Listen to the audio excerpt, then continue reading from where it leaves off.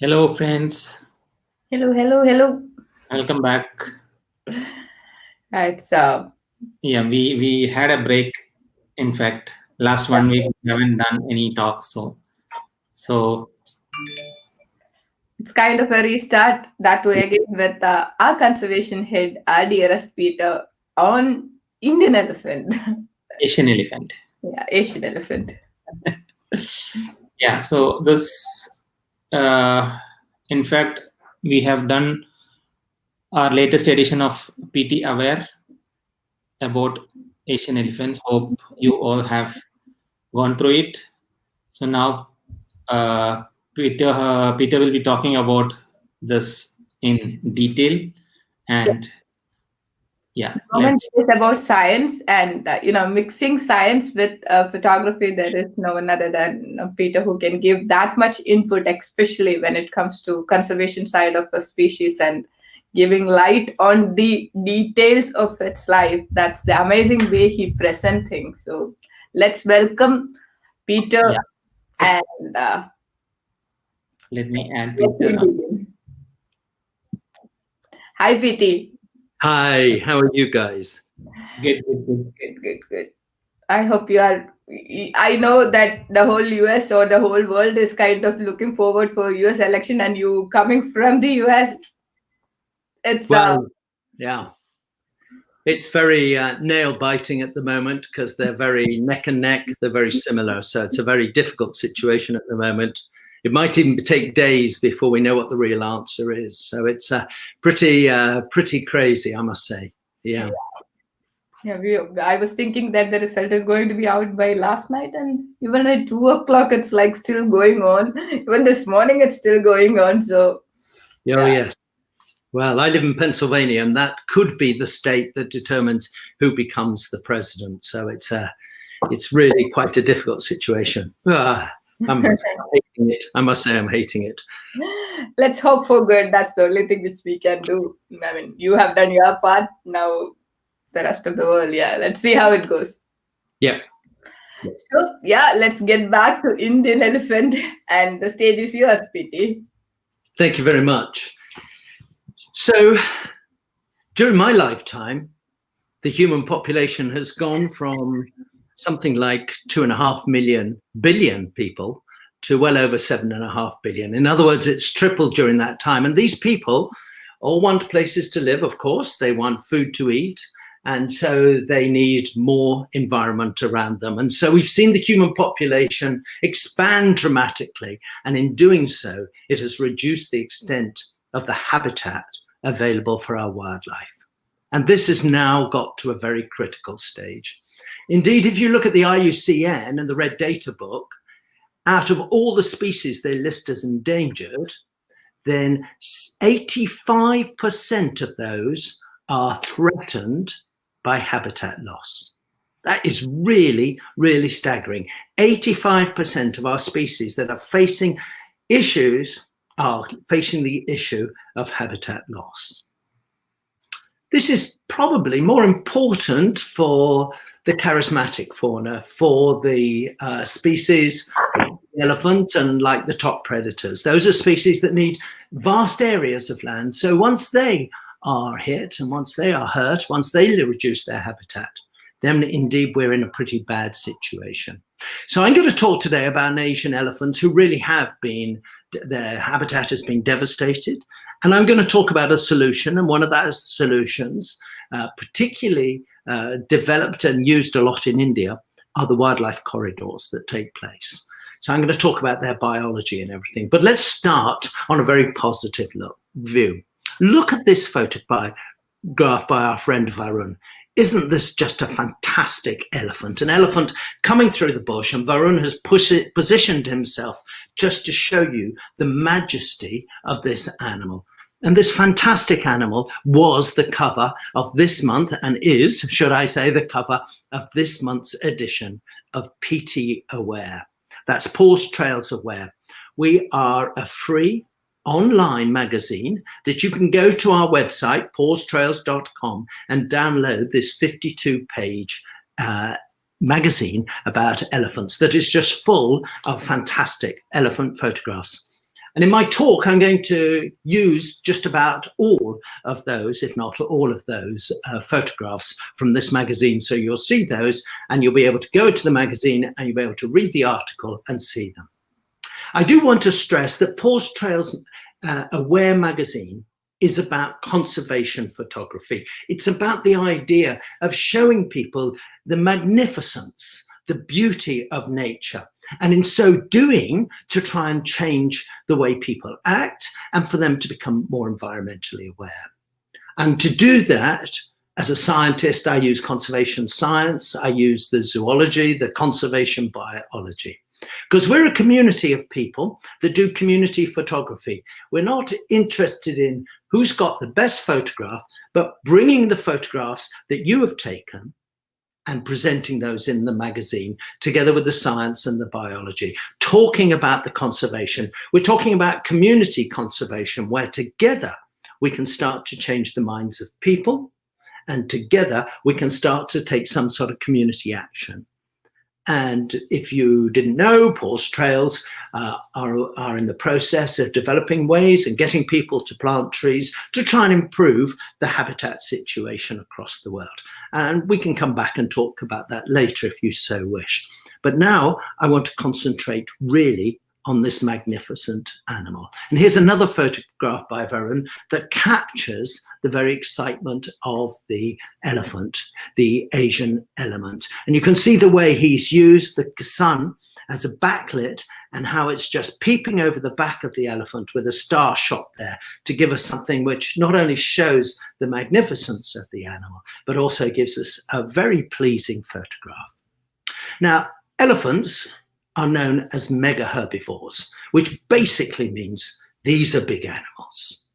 So a male Asian elephant can weigh 4,000 kilograms, and at its shoulder, it can be as high as 3 meters or even more. Females weigh about 2,700 kilograms, and they live for about 48 years. So these are big animals with a long life expectancy. And, life expectancy of 48 years means that many individuals get into their 50s, and some individuals are known to live as long as 70 years old. So they have a sort of generation time equivalent to those of humans. Now, being a mega herbivore, of course, its diet is principally plant-based. It eats grasses, leaves, roots, fruit, and bark, and it will eat 136 kilograms of that every day. Now, this is poor quality diet. This is poor quality food. This isn't the sort of thing that's going to give you a lot of protein. This isn't going to give you a lot of energy. So if they're going to exist on this, they have to push through large quantities of the food through their digestive system. Quite surprisingly, they have a relatively small intestine for their body size. So things like cows and things have a gut that's like 20 times the length of that of an Asian elephant. But the Asian elephant has a gut that's twice the length of the African elephant.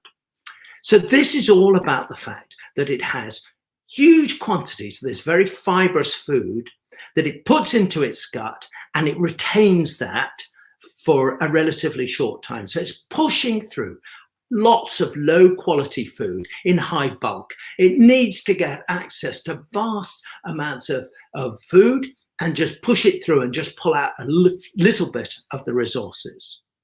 That's why when you look at elephant dung, it's very fibrous, it's only partly digested. You can see nuts and things coming through. You can see some of the twigs hardly digested at all, because they're just trying to leach out as much nutrients as they can, as rapidly as they can, and push that out the other side. Now, one consequence of being a mega herbivore, being big, needing lots of food, is you need a big home range. And you've got to be able to know where the food is and where the food is available. So it's not unusual for elephants to have home ranges of 1,000 square kilometers. That's a huge area. And that might be because it knows that on a certain day in one season, there is a possibility that this tree might be producing fruit. And so it would go specifically to that area to take advantage of that, and then move vast different distances, munching as it goes, to take advantage of the next tree that's in fruit. So its habitat needs are vast wildlands. And when I say wildlands, I'm talking about uncultivated habitat. It needs habitats like this. And there's a very nice photograph by S.K. Arun where he's taken a photograph of a tiger, and there we can see the silhouette of the elephant in the background.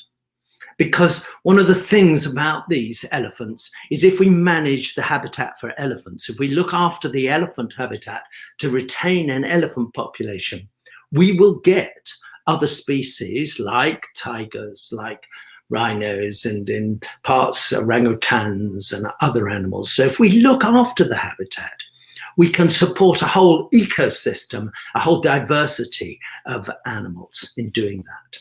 So the elephant is sometimes called an umbrella species, because if we manage for that, it acts as an umbrella in the conservation of the whole area. Because what elephants really need is habitat, and lots of it. So females, when they start to breed, they produce a sex pheromone in their urine. And they also produce this infrasonic call that male elephants, bulls, can hear at distances of easily up to 4 kilometers away. In fact, it is so low and so that you probably can't hear it. It's very difficult to hear because it's a very low grumble when it actually comes out. And the sex pheromone, of course, is for the female to communicate to the male and say, I'm in estrus and I'm looking for a male to mate. And she then attracts males, but she might be receptive for a relatively short time, maybe just for a day or so. So it's quite important that she puts out the signal and attracts the females. Now the males, and this is a very nice photograph by S.K. Arun showing the male smelling the air, they have a Jacobson's organ, very much like cats and other animals, and they use that Jacobson's organ that's on the roof of their mouth to try and pick up those sort of scents. And the Jacobson's organ's very interesting. So you will see lions and many animals doing the Fleming response, where they curl up their lips and their nose, and they're using their Jacobson's organ to pull in the scent, particularly the sex pheromone scents. Well, elephants have that. As I said, just as do some cats, mammals. Reptiles as well have it. Snakes have this Jacobson's organ, and they will use their tongues to test the air and put their tongues into the Jacobson's organ just to try and catch what scent is out there. So the male scent, and then they come in. And the female is selective. She will choose, she doesn't like the male, or she thinks the male isn't big enough or important enough. She will just try and run away, and she will try and stop him from mounting. But she does prefer the males that are in must. And when a male is in must, his testosterone levels go up as much as 60%.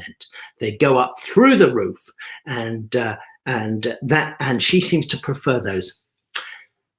I don't know why, but I suspect it's quite simply because he's very fertile, and with one mating, she can be impregnated. So it's probably just something as simple as that. The female's going to choose him, so she gets impregnated, and she is not going to have to mate with him multiple times, because mating multiple times could cause injury and open her up to other exposure. The gestation period for the elephant is something like 20 months, and this is somewhat variable. So it might depend on environmental conditions, and she might hold the baby back or she might speed it up. But, for nearly 2 years, she's carrying this offspring. She might produce as many as 12 babies during her whole lifetime, but I think that's quite on the high side. But the young elephant will then stay with her, certainly until they're for about 16 years, and the males will then get pushed off, and the females may even stay with the mother and with the herd and start breeding themselves and be there for quite some time afterwards. But anybody who's watched elephants and anybody who's watched, and I think this is one of Nisha's photographs, has seen this wonderful mother bond. Is this yours? No, this is. Oh, is it? It's one of our own pictures. Okay, I beg your pardon. And but this wonderful mother-offspring bond that you can actually see that grows up. And you'll notice there that the babies are often really quite hairy. They're a bit like baby mammoths, and that they'll have this fur over them, which of course they subsequently lose. This very strong bond's important. And of course, one of the things the female is trying to do during this period is trying to teach the baby about the environment. And so they have this phenomenal capacity for memory, recording where trees were in fruit, showing the young individual the routes, the traditional routes that they walk, testing the trees, testing the vegetation to get access to this. So this very long period of the young with the mother is very important for them and very important for this for the herd. And of course, it's a matriarchal society, so the female, the oldest female, is often the leader, and she determines where they go and when they go, and the others are just obtaining information, because one day when she dies, one of the other females will have to take over. The males are also highly social as well, and I took this photograph in southern India, and I watched these males bathing together, and they were wonderfully friendly, intimate. There was clearly a very strong bond between them. You know, I wondered if they were brothers, if they'd come from the same herd or something, but there's just this wonderful relationship between them. And unlike African elephants, we're now seeing in southern India these long-term stable all-male groups where these males spend large amounts of time together, and they will often pick up those younger males, those males 16 to 20 years of age, who are the delinquents, who are the sort of adolescents, and they will join in with this group and move about. Now, there's recent scientific studies in southern India, which indicate that what these males do is they often go and exploit crops, and they'll go and do this 6 times more often than the females. And being in this social group, being in this group is one of the ways they can know what to do. They can go together and as a little gang communicate with each other about the risks, because there clearly are risks when you go an elephant and when you go to crops, because people will be trying to kill you or try and shoot fireworks at you and try and scare you off. So, but it's a high return, so it's a high risk, high return strategy. And there are suggestions that we're seeing changes in the behavior of elephant associated with the fact that we've lost so much habitat. So what about the Asian elephant population? Well, the IUCN, the International Union for the Council of Nature, lists this as an endangered species. And that definition arises because the population has declined by more than 50% in just 3 generations. 3 generations for Asian elephants is about 70 to 80 years. So it's lost at least half its population over that time. And that really is not sustainable. When we look at the distribution of the elephants, then over 50% of those are currently sitting in India. Then there are 2 subspecies, one that's in Sri Lanka and another one that's in Sumatra. And then we see a population that exists throughout Southeast Asia as well. If we look back to what the former distribution was and compare this with what the current distribution is, then we see that it used to exist in many more countries. It used to exist, for example, in Pakistan, and particularly along the coastal areas of Pakistan, where it's now extinct. It used to occur in Iran, along the sea border there again, and it's now extinct from there. And the Chinese population used to be over a fairly large area, but this has now been wiped out, and it's now just a remnant population sitting there. As I said, 50%, more than 50%, it's something like 59, 58%, still actually sits in India, and that's either in the southern end at the Western Ghats or up in the northern side and up in northeast India as well.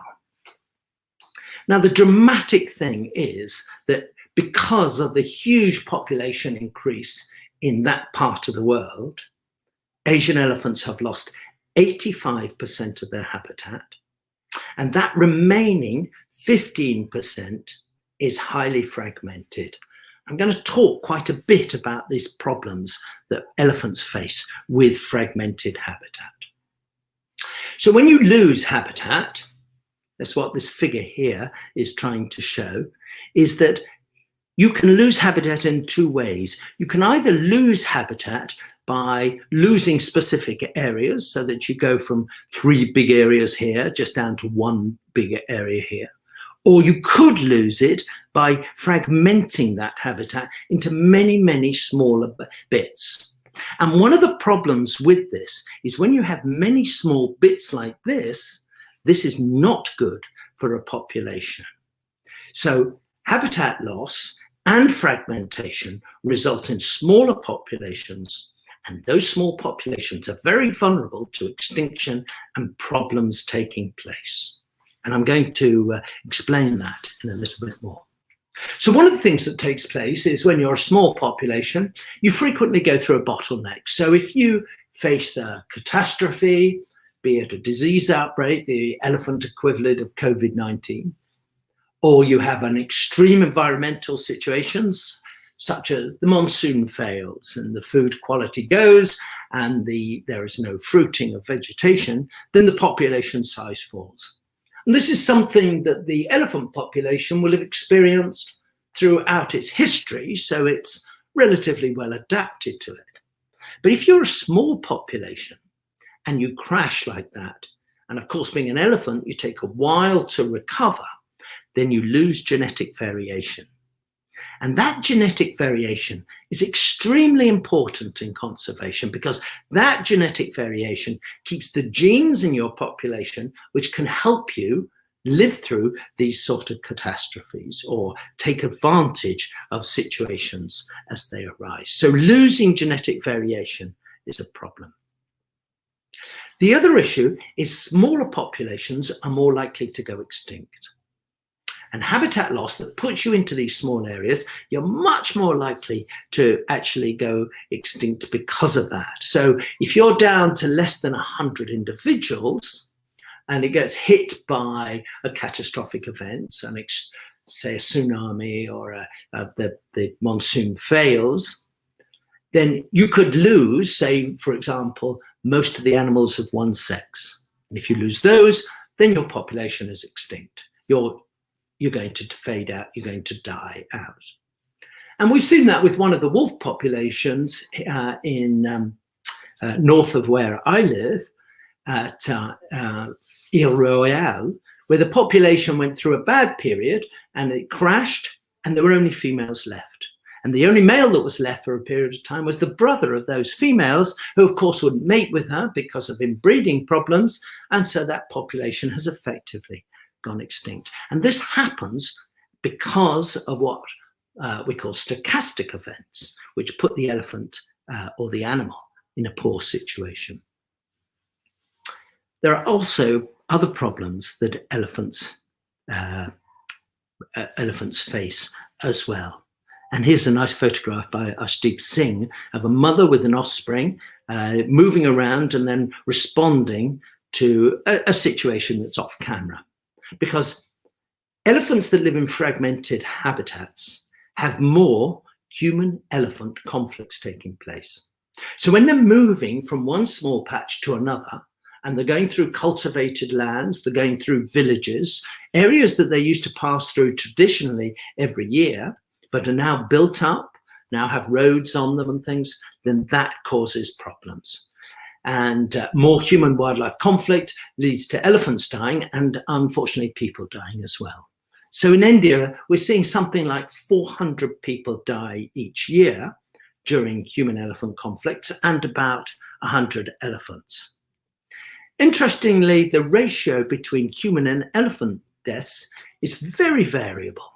In places like Kerala, then, the ratio is like 4 elephants to 10 humans. While when you go up to other places, such as West Bengal, it's a very different ratio. There's much lower ratios of less than, down to 1 to 2 elephants per person death. So there's a lot of variation across India, and I don't really know why that is. And it just could be because of random events or because of the way the elephants behave in different parts of India. The other thing that takes place, of course, is that we put in roads. And this is a video I took on my cell phone in Sri Lanka year ago, 2 years ago, it must be 2 years ago now, where the driver I was with was going down a road. The elephant came out of the bush and he just drove almost over the elephant. And, we thought he was going to stop, but he went straight past. So it just shows you the sort of issues that elephants on roads. You can see how wise this elephant is and how he backs off there to see what's going to take place, to avoid any collision that's going to be taking place. But this, of course, is a very important point, that across much of India, particularly in the southwest, we've seen increased transport networks with trains and roads, and that has led to increased mortality. So what should a good bit of habitat look like? And what makes it more resilient for the elephant population? So resilience is a thing that is a measure that I think is very important, and it's the ability of the population to bounce back. If you're in small populations, you don't bounce back. If you're in large populations, you do. So it's always better to have a large piece of habitat over a small piece. Large populations support, of course, larger populations. They have this diversity of food and shelter, and so they're more resilient to those stochastic external events, those catastrophic events. Less edge also means less disturbance, so it's better to have a circle than a long oval. It's important to be connected as well. More connected, then you can move between those little bits of patches, and you can effectively have an increased population size. And I'm going to talk a lot about this connection and these wildlife corridors in a moment.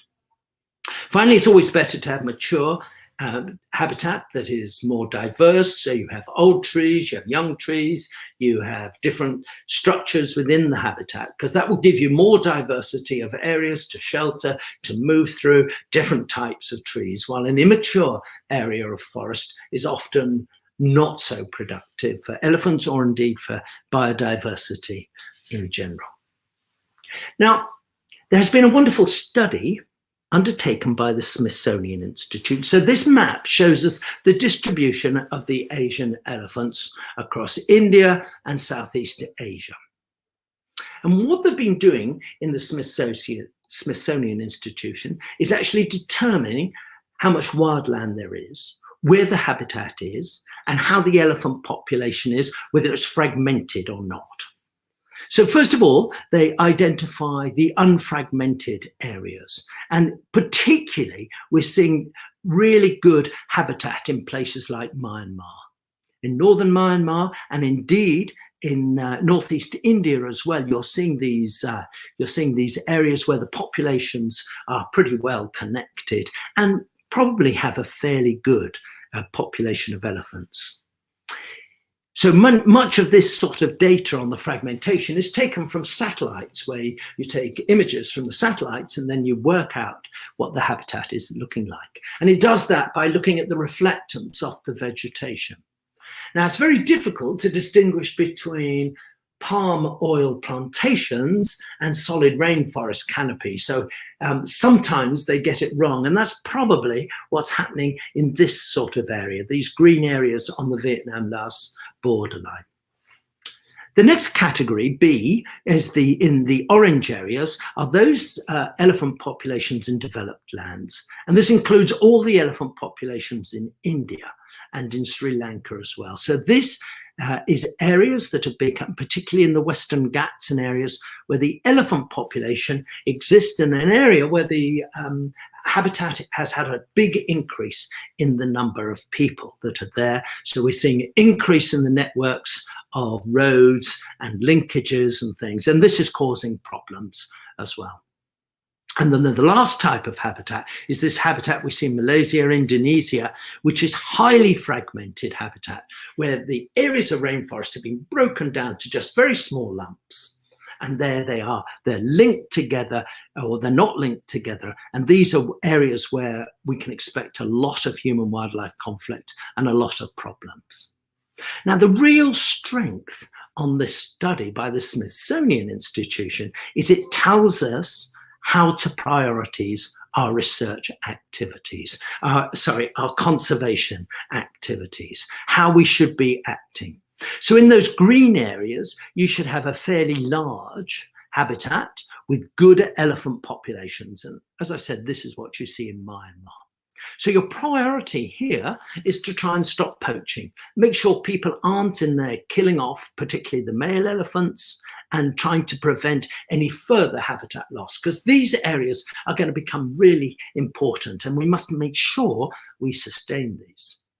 In contrast, the situation in India have very fragmented elephant populations, and they have elephant populations that are in different lumps and probably not connected that well. So here it's important to put in corridors to connect these habitats. And because in the past, as they move, they're coming in contact with people, so we must help to try and reduce human-wildlife conflict. Now, building wildlife corridors builds resilience. It builds this ability of the elephants to jump back. It increases your effective population size. So instead of having 20 elephants here, 20 here and 20 here, you link those together so that they can now move between, and you have an effective population size of 60 elephants. And this reduces extinction risks and improves genetic diversity. The movement and access to resources is important because they have these traditional feeding areas and traditional feed routes that they walk down. So if you put those in the right place, these corridors in the right place, this can help them move around. And of course, it can help the dispersal of males to avoid inbreeding as well. And as I said, this, if you can put them through the habitat, it reduces human-elephant conflict. Now, I'm personally very impressed by what the Wildlife Trust of India have done here. The Wildlife Trust of India have really mapped out where we need wildlife corridors. They've gone into the detail of determining where things are and where we need corridors. In 2005, they produced the first book on the rite of passage, which identified 88 essential corridors. In 2017, they updated that to 101 corridors. They lost 5 because of problems with habitat destruction there, but they added another 18, and they provide in a great detail what needs to be done and how we can help improve the conditions by introducing these wildlife corridors. 28 of those are in southern India, 25 of them in central India, and then the rest are in northern India. So you can see that they've identified the places that they're needed and how they should be done. So these corridors are important. Is this your photograph, Nisha? Whose is this? I thought this was yours, so I might be wrong.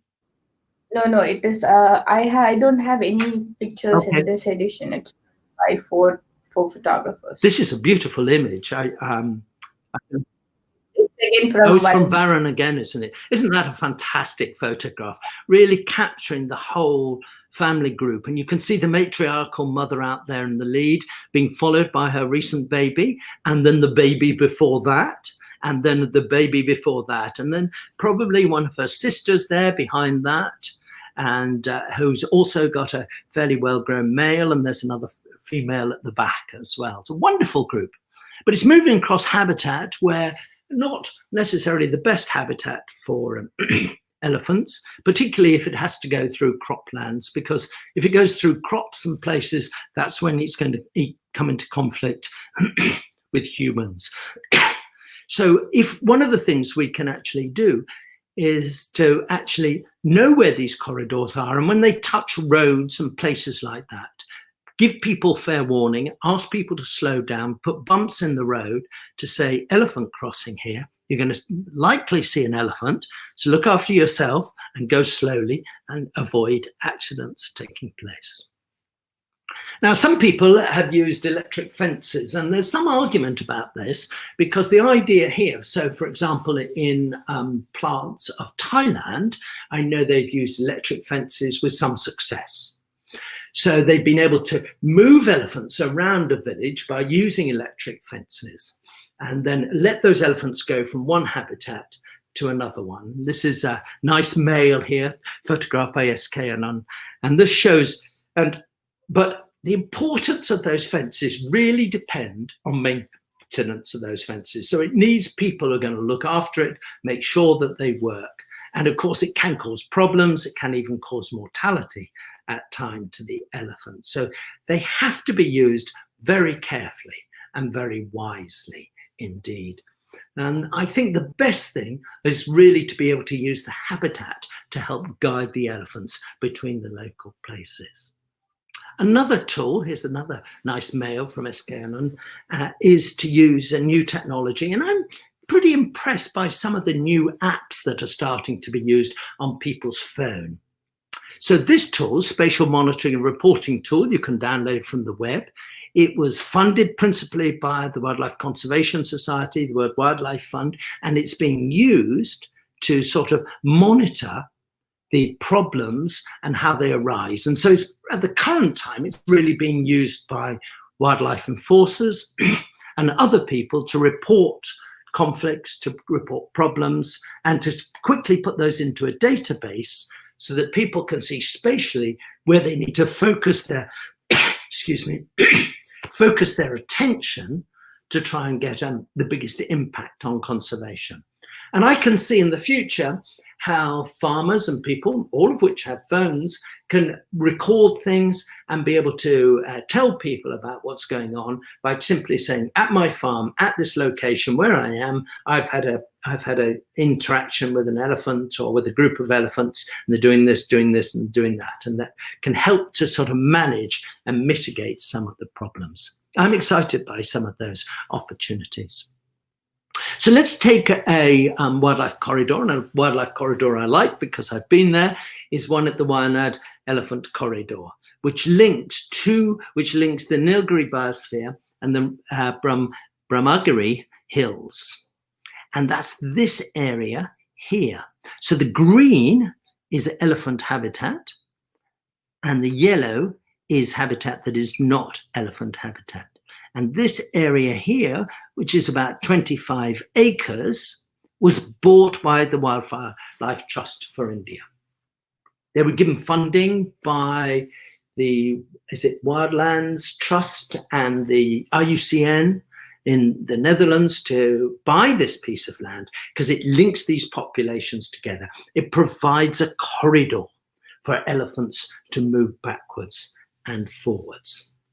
Now, of course, this was not a simple thing, because there were 7 villages in this area and 4 were in the direct path of the elephant movement. But what they did was they bought the land, they talked to the local people, and the Wildlife Trust of India did a great job, I think, of emphasizing this. And they went to 4 villages and 37 families took voluntary relocation. And Wildlife Trust of India really stress how important this is. They must be voluntary, and you must provide them with better opportunities, better housing, better water, better access to school in the places you move them to. Give them land, again, so they can farm and they can live. And if it's really good, they will be happy to take that. The really nice thing that they did was they developed this all, And then they gave the land over to the Kerala Forest Department for the Kerala Forest Department to look after the land. And now it's become part of the Wayanad Wildlife Sanctuary. That's a wonderful situation that's taken place there. What I really liked is that together with IUCN, they went to habitats and started planting the trees that the elephants would want. So instead of using electric fences, they developed the vegetation that would encourage the elephants to use this corridor and go backwards and forward. And here's a nice photograph by Ashdeep Singh of a fairly young elephant enjoying itself in the vegetation. And then they also planted it along riverine areas. So they put this vegetation close to the river, so the elephants really need access to water regularly. So by using the water, they help to guide those through. And this is a wonderful photograph by Varun, where he's taken the photograph of this swimming elephant, and there, just in front of him, a fish jumps out as if the fish thinks it's being chased by the elephant. Lots of bubbles as it's breathing underwater. So a wonderful, wonderful photograph. Congratulations on this, Varun. It's really an action-packed, exciting photograph. Of course, it's important that they can get access to these to be able to smell where to go, and they feel safe as they do this. And I like this photograph of Randy Singh's, and I'm going to come back to these in a minute when I talk about the photograph, about sensing the land and following what takes place. It would be remiss of me not to mention elephant poaching, the ivory trade and the traditional medicines, and the hunting of males, of tuskers, should I say, on the African elephant. And the African elephant is a different genus and a different species. So obviously you're aware that the Asian elephant, but they're not even the same genus. They're very different animals and different behaviors and things. So only males in the Asian elephant actually have tusks. And so the ivory trade, where the ivory persecution for ivory is always focused on the males, for example, on Asian elephants. It isn't such a problem as it is in the African elephant, and it's a localized problem. So it can be a huge problem locally when poachers get in to kill these elephants. One of the things they do is they focus, of course, on the elephants with these magnificent tusks. And this wonderful old male with those tusks coming down to the ground is just a staggeringly handsome devil with just wonderful, wonderful tusks there. But one of the things that takes place is if they keep killing the males, then we see a change in the sex ratio. So normally we see about 1 male to every 3 females in a population, but when we see poaching taking place, this can get to as few as 1 male to every 80 females. And I've seen cases of over 100 females to every male. In that situation, then it's clearly not sustainable. The males can't mate with the female, the remaining males can't get to and mate with the females, and they can't, and so we're seeing a really difficult situation. And it's what we call the conservation area and extinction debt. This is a population that is going to go extinct unless something is done about it, and done very quickly. But you have to be careful when you estimate these sex ratios, because females and males may well move into different habitats at different parts of the year. So you might be in a habitat where males just don't go. And if you count the females, you say, well, there are no males. It must have been heavy poaching. Well, in fact, the males are quite some distance away, utilizing another resource. So it's quite important to understand the biology, the seasonal movements, if you're going to start trying to estimate the sex bias that's taking place. Now, I want to finish by just talking a little bit about photographing elephants. Photographing elephants is not always easy for several reasons. First of all, they're very dark. They're basically black. And so what your camera wants to do is to make them very gray. So one of the things I think you should try and do is utilize the light in ways that bring out an atmosphere about the habitat and the behavior. So, for example, this is a photograph I took in Sri Lanka, and I took this photograph because the trunk was coming up to the mouth. It's got vegetation in it, and the light was just hitting it from the one side. It's first thing in the morning, and so you can capture the mood of the elephant by using the light. Here's one by Varun, which I really like. And this is with this beam of light coming through, hitting one of those elephants there. And you can see just the face, the head of this elephant here, and then using the rest of it, another elephant, to outline it. And he's done that in a really beautiful way. And I think that's a very atmospheric photograph. In a similar way, he's used the dark background and then the light hitting this elephant as it dusts itself to capture that dust coming up in the air. And this is an outstanding photograph to my mind. This is the sort of photograph I want to take. I'm looking for an animal that's in the light. I'm looking for an animal with a dark background, and then using that composition to capture a behavior such as this. This is really a superb photograph, and you capture the whole feeling of the movement there. I'm going to show you another one with movement in a minute. This is another one by Varun, which has used the snake, that leading line of the river, to bring us down to the elephants in the foreground, which have come down to the water to get it. And it's probably an early morning photograph in very first light, and the elephants are just in silhouette, so he's taken his meter reading to give us the texture of the water, but it's that leading line leading down to the elephants and showing us, and you know these are elephants in the forest in a valley. This is a beautiful, beautiful photograph. And here's yet another one by Varun, where he's caught the elephant in a path, and he's sitting in the dark. Once again, his exposure is there on the trees behind, and he captures the silhouette of this male elephant sitting in that with this dark surrounding. Beautiful photograph. See, in every one of these cases, using the light to try and get it. Here are some photographs by Randeep, which shows quite clearly that he's focused on doing some intimate photographs, some detailed photographs of their trunks. And I really like the way he's done this, just focusing on the trunk, leaving the rest of the animal or the background out of focus, but bringing in that detail. And it tells us a lot about the biology of these animals, tells us about the natural history, this big nose, this trunk it's using to smell, to hold things. I think these are really excellent, Randeep.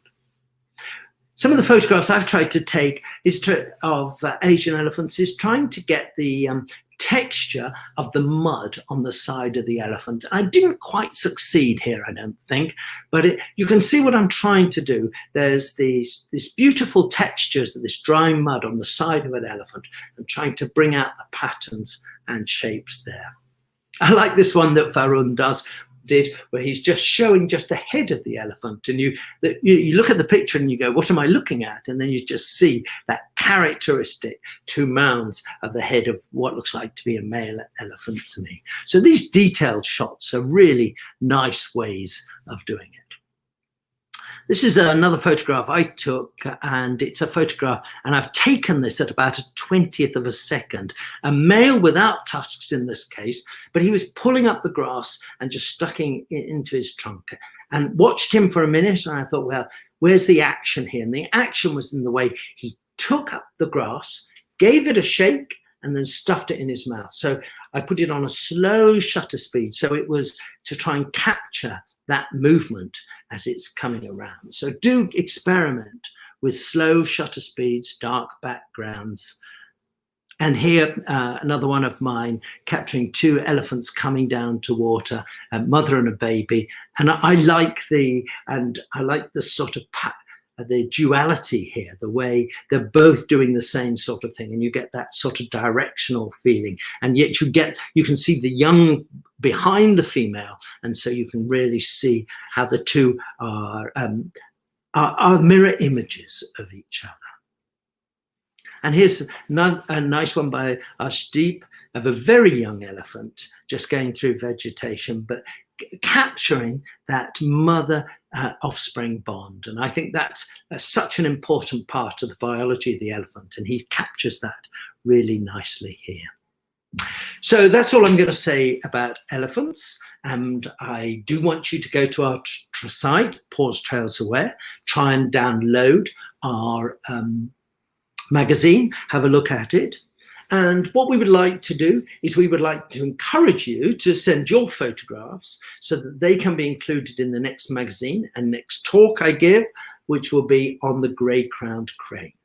And the grey-crowned crane, of course, is an African bird, a spectacularly beautiful bird, but one that is endangered. So I'm going to tell you what we know about it and what we need to do. And nicely caught this time, definitely taken a photograph by Nisha. Thank you very much indeed. Are you guys still there? There you go. Hiya. So the collection of photographs we received on this time was from 4 people, one starting from Varun, and then Dr. Arun, and then Arshdeep and Arshdeep and Randeep. It's a father and son. Okay. So in fact, Arshdeep is a very young kid, and he is 2 times WPY winner, wow, even in this time. Impressed. So we are going to have a session with him next Wednesday. Okay, excellent. Well, that was very convenient that I talked about how great his photos are. Yeah, that's that too twice and in such a young age. So that's definitely, and so we are looking for. We wanted to have a session with the father and the son, but the father looked quite busy, so it's going to be. So I'm hoping that us. We can get more people contributing to our topic. Yeah. I would like to see more and more people, and of course it depends on the species. And if you haven't been to East Africa, you will never have photographed it. But it would be really great to encourage more people to give their photographs. I think when it comes to crown crane, we may get a bunch of photos this time from Dubai as well. Yeah, okay. There are 2 crown cranes here in Dubai. Oh, really? 1 to 2 years, like flying around here and there, mostly in Kudra. Yeah, and beautiful there are some fabulous photos of them. Oh, yes, I've seen some of those. Yes, I've seen some of those on Instagram. Yeah. Fantastic photographs. So well. Bu Abdullah got some intimate shots. It's like it's some kind of full frame close-up shots which you. Abdul, did you say? Yeah. Those are the ones I saw. Just really, his photographs are stupendous. Yeah. And I have seen with my eyes these 2 crown cranes walking next to him. Oh, really? He became one among them. So maybe it'll be 200 pages next time.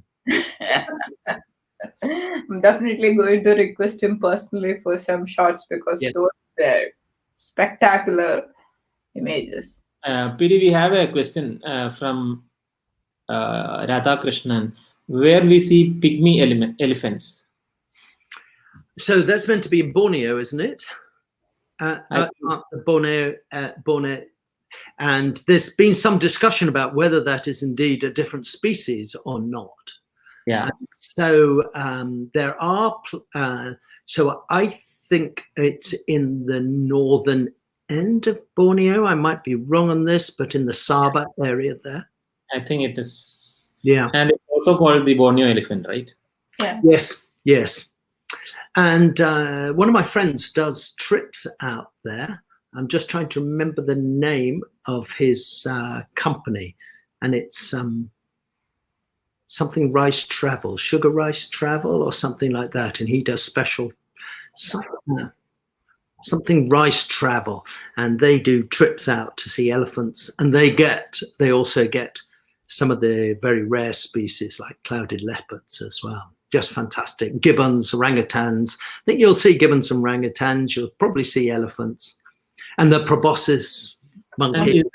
Is that species that comes under Asian elephants?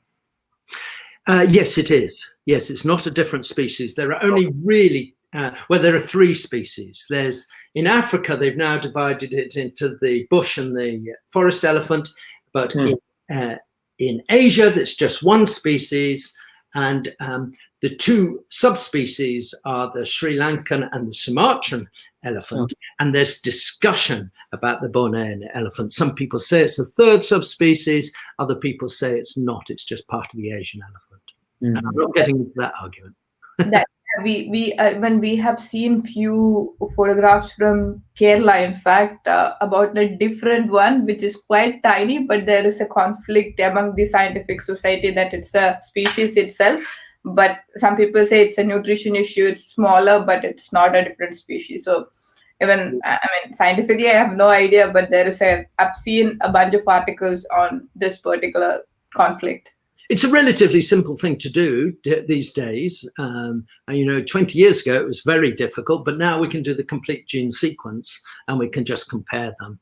And so it's possible for us to, and we know the elephant, we know what the elephants in Asia and in Africa have done multiple gene sequencing. So to show a different species or subspecies is a relatively simple thing to do. And can be done probably for less than $1,000. So. I know a person who have done took a photograph of this so-called small elephant, and in India, I think specifically in Kerala, they are called Kallana. It's Ana means elephant in our language, so it's quite.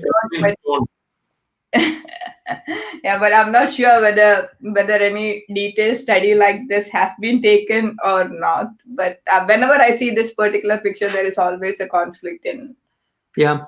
This. So I don't think it is a different species within India. I mean, everything I've seen says they're all 1 species. Yeah. The Bornean elephant is a different thing altogether. And I think there is some variation. Maybe there were 2 species, maybe they've interbred, maybe Bornean elephant has been lower in numbers and mixed with the Asian elephant. And so there's a whole string of genetic things. I will go and look at it, actually. I'll go and look up the literature. I'll send it across to you if I can find an English version of it. Yeah. I'm in Malayalam. That's what I. Yeah, you can learn it. You like Malayali food, so I'm sure. I do like Malayali food, and I'm missing it during lockdown. I can tell you. Yeah, you miss Malayali. So you should be sending me food parcels, Nisha. Let's catch up in Dubai sometime after COVID. Yeah. So is there any more question, Helmi? No, a lot of comments about the talk and pictures. Yeah. No questions except this pygmy elephant. That's it. That's the plus point when PT come to talk, because he explained things so well and concentrated on photography and information. Everybody's asleep. That's why. No, it's amazing, PT. The value you add, it's definitely awesome. Thank you very much. Thank you. Yeah, there are a lot of people who wait for your talk, and people who even message us, when is Peter's next talk? My fan club at long last. I'm the leader. Yeah, definitely. I mean, that's a very rare, interesting combination. You have the photography side as well as the science side. It makes a lot of sense when it comes to a talk on conservation. But I am really just a naturalist. I'm just really interested in the natural history. But I've just learned the science to understand the natural history and the biology. And that's what gives me the big buzz. It's just fantastic. So enjoyable. And that's why I do photography, because it gets me closer to these animals, gets me to understand them. And and what I really like about photography is going, oh, well, I think that elephant is going to do this and that, and then it's going to come into the light, and I'm going to get a cool shot just there. So I will wait till it comes into the light, and you go, oh, I got that wrong, or I got that right. That's making those predictions. Yeah. I mean, photography is all about understanding their behavior, understanding light, and kind of predicting to some extent, yes. And the more you understand about the species, there is great possibility for these predictions to be true. Yeah. All I have to do is get good at photography, because the biology is easy, but the photography is hard for me. For me, I think it's the right opposite way. I'm not saying photography is easy, but then the biology is a lot of reading. Yeah, it's definitely fabulous to, be here, and the association. It's almost getting into 10 years, PT, and thank you. Oh, gosh. When my hair wasn't grey then. Yeah. Good. All right. Yes. Thank you very much, guys. Thank you. Everybody. Bye-bye. See you. Bye. Bye. Bye. That was a spectacular session by Peter once again. And, he's always magical when it comes to facts and putting together with pictures. So, a great. You described everything about the Asian elephants. Yeah. Awesome. So once again, thank you for all the 4 photographers who provide with this fabulous, spectacular collection of photos. So we are looking forward for more images. And next time, as you know, the species is going to be crown crane. And if you can send across your images through our website, it's pawstrails.com. And you can register and upload your images. Register, log in, click on contribute. You have a form, and there you can upload the images. That's one thing. And people who are already registered can directly go to contribute, log in, and upload. Yes. And then the next thing is, the next talk is by Dr. Ashok, right? Ashok Mansoor, he's basically a virtual storyteller. So he'll be talking, like he'll be explaining how the storytelling works in your images. He'll be showcasing his photographs on various genres, from wildlife, nature, landscape, birds. Yeah, I've seen some of his pictures on birds. Spectacular. So yeah, join us on it's today's 7th of November, Saturday. It's going to be same time by Ashok Mansoor. So that's going to be the next session. And yeah, send us. So the next edition of PT Aware is going to be focused on a crown crane, and the next edition of PT Explorer, send all your beautiful pictures so that we can share it. You can share your experience, and it's a new platform. On that note, there is one more thing I would like to say. I'm not getting much of the tree images these days. It's kind of, slow down. People are not planting trees. Do plant trees, guys. Again, send us a picture to ecoconnectors@gmail.com, and and then images. And it is COVID, so do take care of yourself. On that note, let's say bye. Soon. Bye for now. Bye for now.